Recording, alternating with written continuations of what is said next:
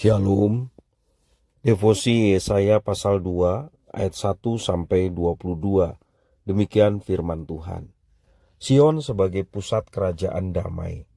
Firman yang dinyatakan kepada Yesaya bin Amos tentang Yehuda dan Yerusalem. Akan terjadi pada hari-hari yang terakhir, gunung tempat rumah Tuhan akan berdiri tegak di hulu gunung-gunung dan menjulang tinggi di atas bukit-bukit. Segala bangsa akan berduyun-duyun ke sana, dan banyak suku bangsa akan pergi, serta berkata, "Mari kita naik ke gunung Tuhan, ke rumah Allah Yakub, supaya ia mengajar kita tentang jalan-jalannya, dan supaya kita berjalan menempuhnya, sebab dari Sion akan keluar pengajaran dan firman Tuhan dari Yerusalem. Ia akan menjadi hakim antara bangsa-bangsa, dan akan menjadi wasit bagi banyak suku bangsa. Maka mereka akan menempa pedang-pedangnya menjadi mata bajak, dan tombak-tombaknya menjadi pisau pemangkas. Bangsa tidak akan lagi mengangkat pedang terhadap bangsa, dan mereka tidak akan lagi belajar perang. Hai kaum keturunan Yakub, mari kita berjalan di dalam terang Tuhan. Hukuman Tuhan terhadap semua orang yang meninggikan diri. Sungguh, telah kau buang umatmu, yakni kaum keturunan Yakub, sebab di mana-mana mereka melakukan tenung seperti yang di timur, dan sihir seperti orang Filistin, dan orang-orang asing di antara mereka terlalu banyak. Negerinya penuh emas dan perak, dan tak terbatas harta bendanya. Negerinya penuh kuda, dan tak terbatas jumlah keretanya. Negerinya penuh berhala-berhala. Mereka sujud menyembah kepada buatan tangannya sendiri, dan kepada yang dikerjakan oleh tangannya. Maka manusia ditundukkan dan orang direndahkan. Janganlah ampuni mereka. Masuklah ke sela gunung batu dan bersembunyilah ke dalam liang tanah terhadap kedahsyatan Tuhan dan terhadap semarak kemegahannya. Manusia yang sombong akan direndahkan, dan orang yang angkuh akan ditundukkan.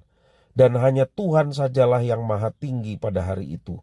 Sebab Tuhan semesta alam menetapkan suatu hari untuk menghukum semua yang congkak dan angkuh, serta menghukum semua yang meninggikan diri supaya direndahkan, untuk menghukum semua pohon aras di Libanon yang tumbuh meninggi dan tetap menjulang, dan menghukum semua pohon terbantin di Basan, untuk menghukum semua gunung yang tinggi-tinggi dan semua bukit yang menjulang ke atas, untuk menghukum semua menara yang tinggi-tinggi dan semua tembok yang berkubu, untuk menghukum semua kapal Tarsis dan semua kapal yang paling indah.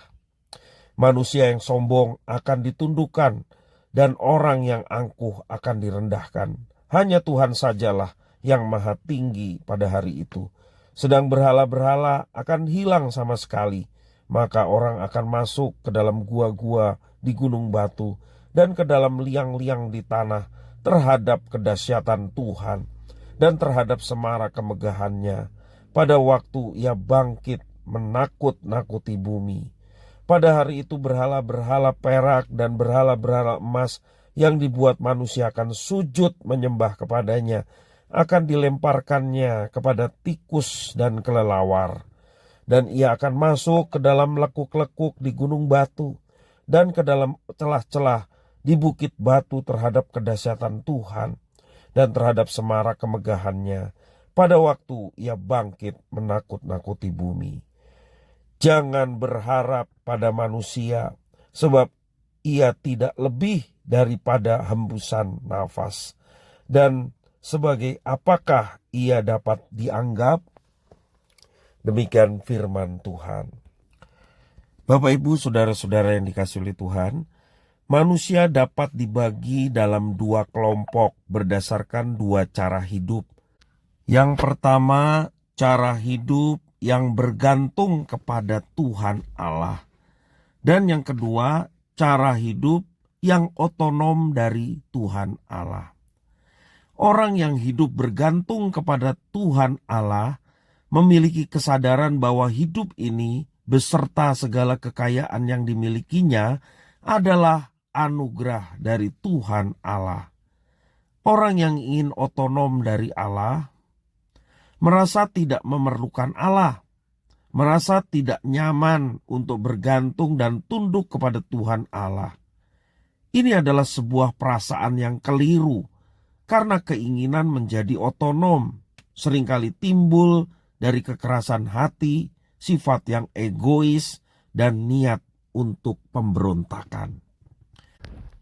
Nubuat Yesaya berlanjut. Dalam ayat 1 sampai 4 ada sebuah gambaran yang indah mengenai hari-hari akhir. Yerusalem akan dihancurkan, namun suatu saat ia akan menjadi titik acuan bagi banyak bangsa. Sion akan menjadi semacam magnet ketika kesetiaan, keadilan, dan kebenaran memancar dari kota itu. Rahasia dari kedamaian sejati adalah firman Tuhan, Taurat Tuhan.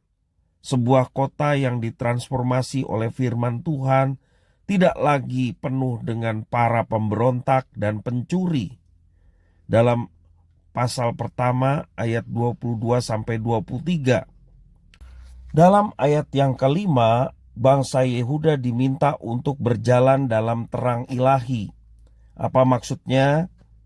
Kita bisa mengkaitkan hal tersebut dengan ungkapan-ungkapan kemarahan Tuhan di ayat-ayat selanjutnya. Kaum keturunan Yakub sebagai sebuah komunitas yang ditebus oleh Tuhan Allah telah meninggalkan Allah dan hidup otonom. Kesombongan mereka akan dihancurkan. Apa yang mereka anggap mulia dan indah akan dihempaskan sampai ke debu. Berjalan dalam terang Tuhan berarti mengakui bahwa kalau jantung kita masih berdetak, itu karena anugerah Tuhan yang memberi kehidupan. Jangan kita lalai terhadap anugerah Tuhan yang sedemikian besar. Hidup ini adalah anugerah Tuhan. Terlebih keselamatan yang Tuhan Yesus berikan kepada orang berdosa dan kita menerima itu anugerah Tuhan yang sangat besar. Ingatlah itu setiap kali kita menjalani kehidupan, sehingga kita mau membalas setiap kebaikan Tuhan yang sungguh nyata itu dalam hidup ketundukan kepadanya, ketaatan kepada firman-Nya, sehingga Tuhan berkenan atas hidup kita. Tuhan Yesus memberkati.